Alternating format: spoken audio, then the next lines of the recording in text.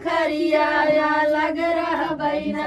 पिया बाटा बखरिया लग रह बैना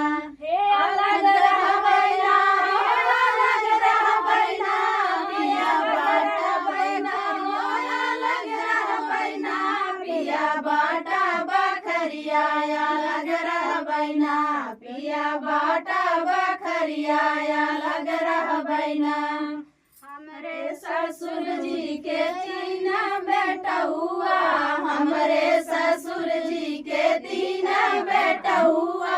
तीन बेटा हुआ हो तीन बेटा हुआ तीन बेटा हुआ सखी तीन बेटा हुआ उहैले बैना हो